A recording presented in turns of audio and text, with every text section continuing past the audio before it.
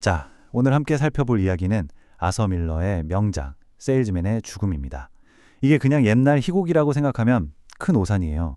이 이야기는요, 지금 우리 사회에도 여전히 날카롭게 파고드는 아주 중요한 질문 하나를 던지거든요.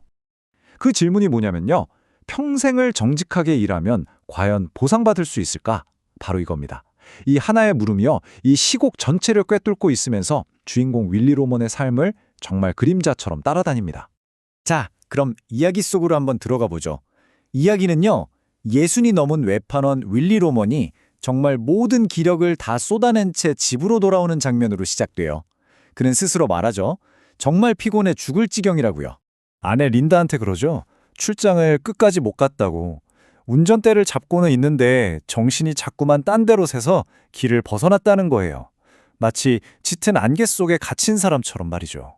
여기서 중요한 게 뭐냐면요. 윌리의 피로가 그냥 몸이 힘든 게 아니라는 겁니다. 그의 현실 감각 자체가 지금 서서히 무너져 내리고 있는 거예요. 이 암울한 현실을 마주하기가 너무 힘드니까 계속해서 좋았던 과거, 그 영광스러웠던 기억 속으로 도망치는 거죠. 자, 바로 이 지점에서 이 희곡의 가장 핵심적인 갈등이 아주 선명하게 드러납니다. 뭐냐면 윌리가 그토록 간절히 바랐던 어떤 환상의 세계, 그리고 그가 마주한 이 냉혹한 현실, 그 둘 사이에 엄청난 간극인 거죠. 윌리의 기억 속 아들 비프는요. 진짜 황금 같은 소년이에요. 모두가 사랑하는 고교 미식 축구 스타. 앞으로 엄청난 인물이 될 운명이죠. 하지만 현실은 어떨까요? 34살의 비프는 안정된 직업도 없이 그냥 여기저기 떠돌아다니는 길 잃은 신세유입니다. 그 녀석은 위대한 인물이 될 거야. 이 말, 이건 뭐 거의 윌리가 필사적으로 외우는 주문 같아요. 모든 현실이 아니다라고 말하고 있는데도 그는 이 믿음 하나를 절대 놓지 못하는 거죠. 현재에 대한 윌리의 불만은 아주 사소한 데서 터져나와요. 뭐 치즈 종류가 마음에 안 든다거나 새로 들어선 아파트 건물 때문에 햇빛이 안 들어온다거나 이런 자잘한 불평들을 통해서 자기가 이 세상에 갇혔고 뭔가 단단히 속았다는 그 깊은 좌절감을 드러내는 겁니다. 자, 그런데 윌리의 이 개인적인 위기는요. 단순히 그 한 사람의 문제로 끝나지 않아요. 훨씬 더 큰 이야기, 바로 아메리칸 드림에 대한 그의 산산조각난 믿음과 아주 깊숙이 연결되어 있습니다. 윌리가 생각하는 성공의 비결은 뭘까요? 실력이나 노력이 아니에요.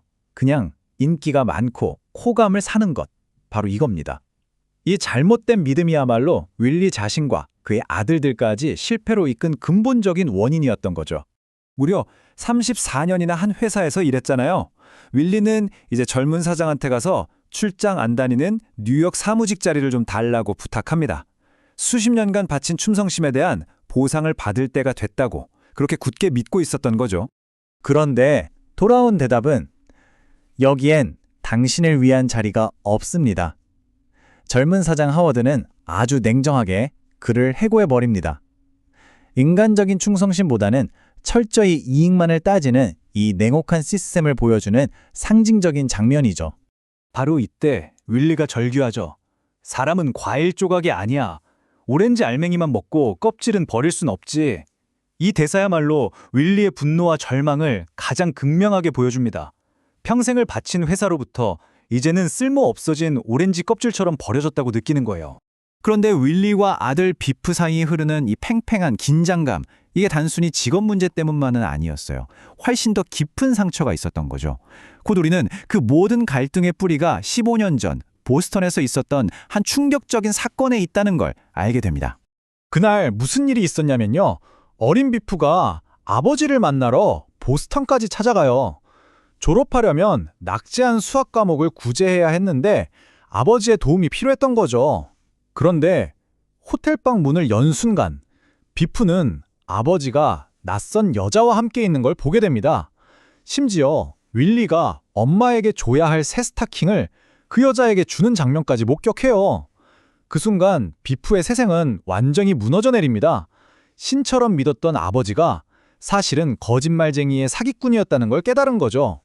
그래서 비프가 외치는 가짜야, 당신은 가짜라고, 이 말은 단순히 아버지의 외도를 비난하는 게 아니에요.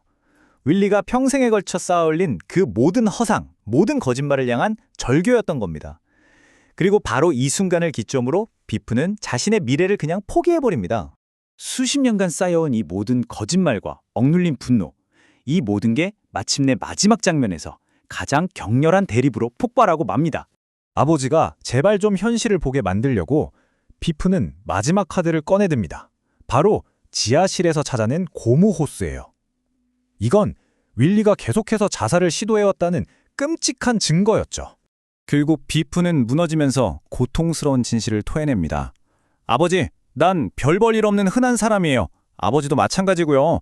우린 아버지가 만들어낸 그런 대단한 인물이 아니라고, 그냥 평범한 사람일 뿐이라고 드디어 인정하는 거죠. 어떻게든 그 허황된 꿈의 짐에서 아버지와 자기 자신을 해방시키려는 마지막 몸부림이었습니다. 하지만 정말 비극적이게도 이 가장 정직한 진실이 터져 나오는 순간에 윌리는 그걸 듣지 못해요. 아니, 안 듣는 거죠. 그는 그저 평생 동안 듣고 싶었던 한마디, 아들이 나를 사랑하는구나 하는 그 생각에 사로잡힙니다. 그리고 바로 그 순간 윌리는 결심합니다. 자신의 생명보험금 2만 달러야말로 아들 비프를 다시 위대한 인물로 만들어줄 유일한 길이라고, 그게 자기가 남길 수 있는 마지막 유산이라고 확신하게 된 거죠. 그리고 그는 어둠 속으로 차를 몰고 떠납니다. 이 이야기는 결국 윌리의 텅 빈 장례식장에서 끝이 납니다. 그리고 아내 린다의 마지막 한마디가 우리 가슴에 박히죠. 우린 자유로워졌어. 평생을 갚아온 집 할부금을 드디어 다 갚았는데 정작 그 집에서 함께 살아갈 사람은 이제 아무도 남지 않은 겁니다. 결국 윌리 로먼의 이 비극은 우리 모두에게 질문을 던지는 것 같아요.